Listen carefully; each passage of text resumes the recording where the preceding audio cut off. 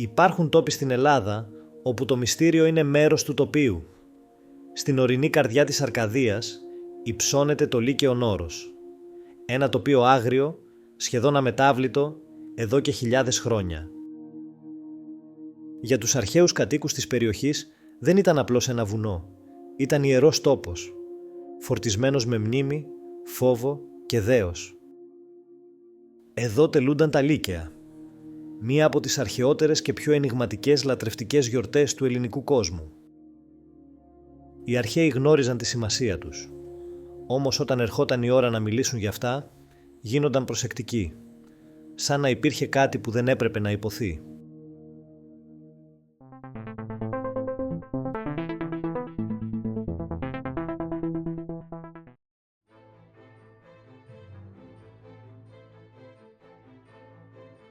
Σε αντίθεση με την επικρατούσα αντίληψη στον υπόλοιπο ελληνικό κόσμο, σύμφωνα με την οποία ο Δίας γεννήθηκε στην Κρήτη, η αρκαδική παράδοση τοποθετεί τη γέννησή του στο Λύκειο Όρος. Η ιερότητα του βουνού πηγάζει από την πίστη ότι εκεί γεννήθηκε ο Δίας, πατέρας θεών και ανθρώπων, γι' αυτό και έφερε την προσωνυμία Λυκαίος. Η μητέρα του, η Ρέα, αναζητούσε έναν ασφαλή τόπο για να γεννήσει κρυφά τον γιο της, καθώς ο Τιτάνας Κρόνος, φοβούμενος έναν δυσίωνο χρησμό, καταδίωκε τα παιδιά του. Ύστερα από πολυήμερη περιπλάνηση, η Ρέα επέλεξε την κορυφή Κριτέα του Λυκαίου. Σύμφωνα με τους Αρκάδες, ακριβώς αυτή η ονομασία της κορυφής ήταν που οδήγησε στη μεταγενέστερη παρανόηση των άλλων Ελλήνων, οι οποίοι ταύτισαν λανθασμένα την Κριτέα του Λυκαίου με την Κρήτη, αποδίδοντας εκεί τη γέννηση του Δία.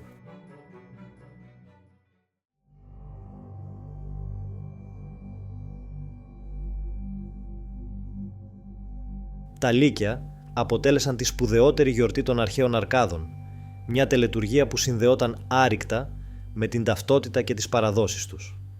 Η σημασία τους αποτυπώνεται στις πολλές αφηγήσεις για την ίδρυση και την ιστορία τους. Ο τόπος τέλεσης ήταν το Λύκειον Όρος, το ιερό βουνό της Αρκαδίας. Βρίσκεται στα σύνορα της Αρκαδίας και της Μεσσηνίας, με υψηλότερη κορυφή την αρχαία Κριτέα, τον σημερινό προφήτη Ηλία, στα 1421 μέτρα. Το όνομά του προέρχεται από τη λέξη Λύκη, που σημαίνει φως, ένα φως συμβολικό που για τους Αρκάδες εξέφραζε τη σχέση του ανθρώπου με το ιερό και τη μνήμη του τόπου. Υπήρχε ιερό άλσος, όπου αποκαλύφθηκαν λείψανα σταδίου, υποδρόμου και άλλων εγκαταστάσεων. Εκεί τελούνταν αθλητικοί αγώνες προς τιμήν του Λυκαίου Διός, που ήταν από τις σημαντικότερες γιορτές της αρχαιότητας. Οι αγώνες περιλάμβαναν το στάδιο, τον διάβλο, το πένταθλο, την πάλη και την πυγμή. Οι νικητές στεφανώνονταν με κλαδί ελιάς και έπαιρναν ένα χάλκινο αντικείμενο. Στο Λύκειο και στη Λυκόσουρα διαμορφώθηκε το αθλητικό και ηθικό ιδεώδες της Αρκαδίας, πολύ πριν από την Ολυμπία. Οι πληροφορίες για τα θρησκευτικά δρόμενα και την τέλεση των μυστηρίων παραμένουν περιορισμένες. Δεν γνωρίζουμε τον ακριβή μήνα διεξαγωγής, όμως πιθανολογείται ότι τελούνταν την Άνοιξη ή το καλοκαίρι, όταν οι καιρικές συνθήκες στο βουνό ήταν ευνοϊκές. Η διάρκειά τους είναι επίσης άγνωστη, αλλά φαίνεται πως διαρκούσαν τουλάχιστον 2 με 3 ημέρες. Στο πρώτο μέρος των Λυκαίων τελούνταν θρησκευτικό μυστήριο προς τιμήν του Δία στην κορυφή Κριτέα, όπου βρισκόταν το τέμενος του Θεού. Οι τελετουργίες συνδέονταν πιθανότατα με τη γέννηση και τα πάθη του κυνηγημένου Θεού στην Αρκαδική γη. Στη συνέχεια ακολουθούσαν οι αθλητικοί αγώνες, ολοκληρώνοντας τη μεγάλη αυτή ιερή γιορτή.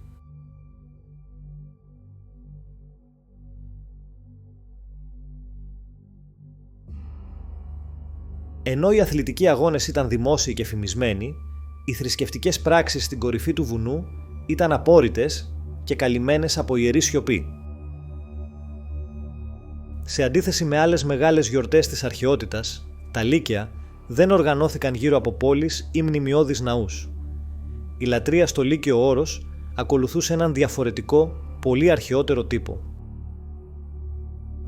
Στην κορυφή του βουνού δεν υπήρχε κλασικός ναός.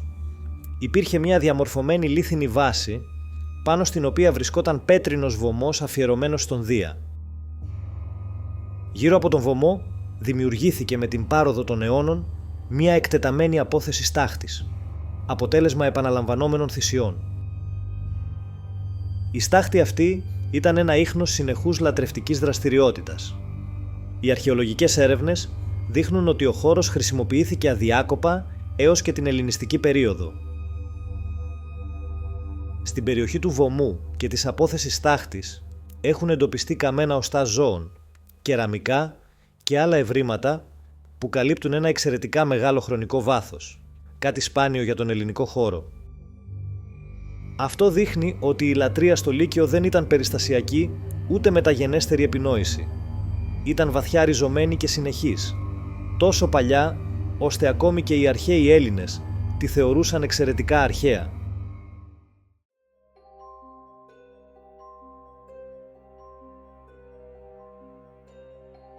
Από τα ευρήματα στο βωμό του Λυκαίου βγαίνει το συμπέρασμα ότι οι ζωοθυσίες αποτελούσαν τον πυρήνα της τελετουργίας. Κατσίκες, πρόβατα και άλλα ζώα προσφέρονταν στον Δία με τρόπο που επαναλαμβανόταν επί αιώνες.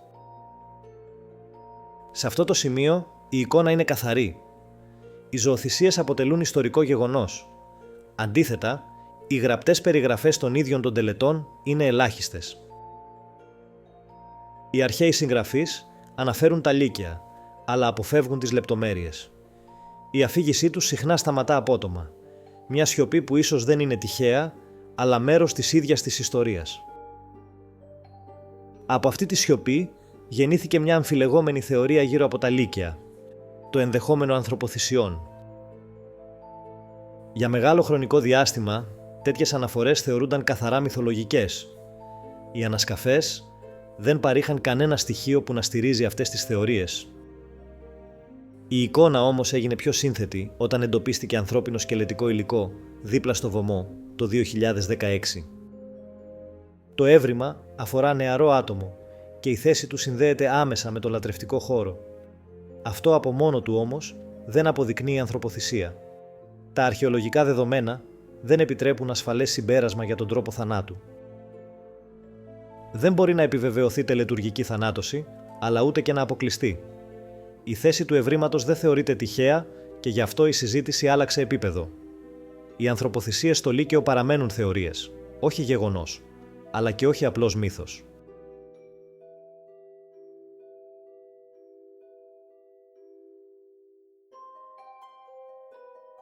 Παράλληλα με τις συζητήσεις για ανθρωποθυσίες, αναπτύχθηκε και η πιο διάσημη αφήγηση που συνδέει τα Λύκεια με τη λικανθρωπία. Ο λύκος στην αρχαία ελληνική σκέψη δεν ήταν τέρας. Ήταν σύμβολο. Θεωρούνταν οριακό «ον», που κινείται ανάμεσα στο φως και το σκοτάδι, τον πολιτισμό και την αγριότητα, συνδεδεμένο με την απομόνωση και τη μετάβαση από έναν κόσμο σε άλλον. Σύμφωνα με την αρκαδική παράδοση, ο Λυκάων, ιδρυτής της Λυκόσουρας και γιος του Πελασγού, τέλεσε την πιο σκοτεινή θυσία στον βωμό του Λυκαίου Διός. Θυσίασε ένα βρέφος, κατά πολλούς, τον ίδιο του τον γιο. Ο Δίας θύμωσε και τον μεταμόρφωσε σε λύκο. Άλλες παραδόσεις αναφέρουν ότι όταν ο Λυκάων φιλοξένησε τον Δία, του πρόσφερε ανθρώπινο κρέας στο δείπνο. Η οργή του Θεού ήταν άμεση. Ο Δίας μεταμόρφωσε τους γιους του σε λύκους, τιμωρία για την πράξη του.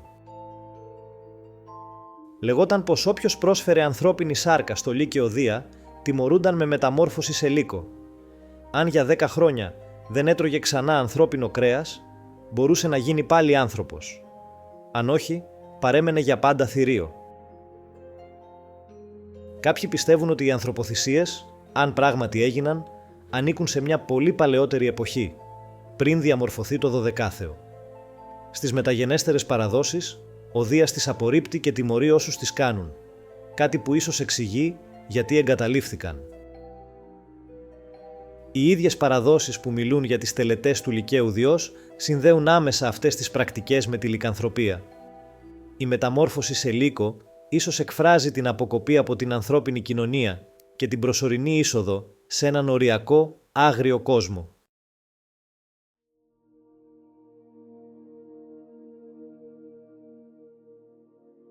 Τα Λύκαια ανήκαν σε έναν αρχαίο κόσμο όπου τα όρια ήταν διαφορετικά.